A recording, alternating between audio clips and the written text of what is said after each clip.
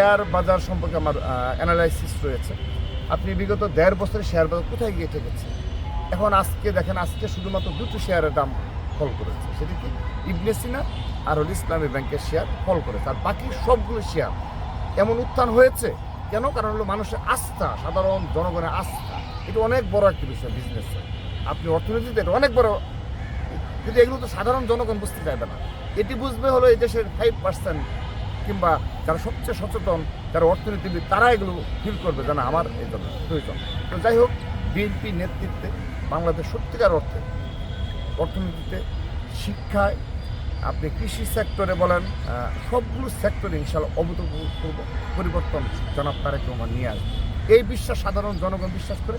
এই বিশ্বাস থেকেই আমরা এই দলের পেছনে আমাদের জীবনে সবগুলো সময় দিয়েছি এবং এখন একটি নতুন বাংলাদেশ বিনির্মাণের সুযোগ এসেছে। আমি তাদেরকে আহ্বান জানাবো, তারা দয়া করে যেন তাদের এই ধরনের ষড়যন্ত্রমূলক রাজনীতিতে তারা নেমেছে, দয়া করে তারা কিন্তু ব্যাক করতে হবে। আপনি এই ষড়যন্ত্রমূলক রাজনীতি কিন্তু নতুন না। 5 আগস্ট গণঅভ্যুত্থানের পরপরই সেদিন থেকে তারা প্রতারণামূলক রাজনীতি শুরু করেছে। তারা বলেছে বিএনপির ছাত্র দলের 0% কন্ট্রিবিউশন, 100% সেলিব্রেশন নাকি আমরা করছি। তো পরবর্তীতে 2-3 দিনের মাঝে যখন সব কিছু বের হয়ে আসলো যে আমাদের ছাত্র দলের আমরা সকল নেতাকর্মীদের আমাদের শহীদ কতজন হয়েছে, আমরা তখন লিস্ট পাবলিশ করলাম, দেখা গেল যে 142 জন ছাত্র দলের নেতা কর্মী সমর্থক এই জুলাই আগস্ট গণঅভ্যুত্থানে শহীদ হয়েছে। আমাদেরকে বলা হয়েছে আমরা নাকি 0% কন্ট্রিবিউশন নাকি রেখেছি।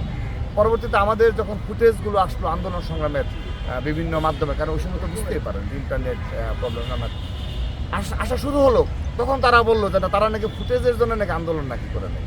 তারা ঘরে বসে কেউ মোবাইলে আন্দোলন করেছে, কেউ বুদ্ধি পরামর্শ দিয়ে আন্দোলন করেছে। আচ্ছা ঠিক আছে, আমরা তো মেনে নিয়েছি ভাই, আপনাদের এই অপকৌশল নিয়েছিলেন ছাত্রলীগের পদে থেকে। আমরা তো এগুলো নিয়ে বেশি অ্যানালাইসিস করি না, কারণ আমরা এই ধরনের নোংরা পলিটিক্সে ছাত্র দল করা।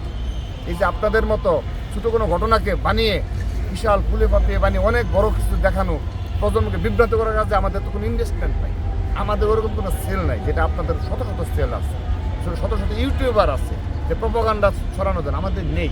আপনারা মুখে ইসলাম বললেও পুরোপুরি ইসলাম বিরোধী এবং ইহুদি স্টাইলের পলিটিক্সটা তারা করি, কিন্তু আমরা শতভাগ ইসলামপন্থীদের রাজনীতিটা আমরা করি। এই কারণে আমাদের মধ্যে মিথ্যাচার, তারপর অনাচার, এগুলো কিন্তু আমাদের নেই। তারপর 5 আগস্টের পর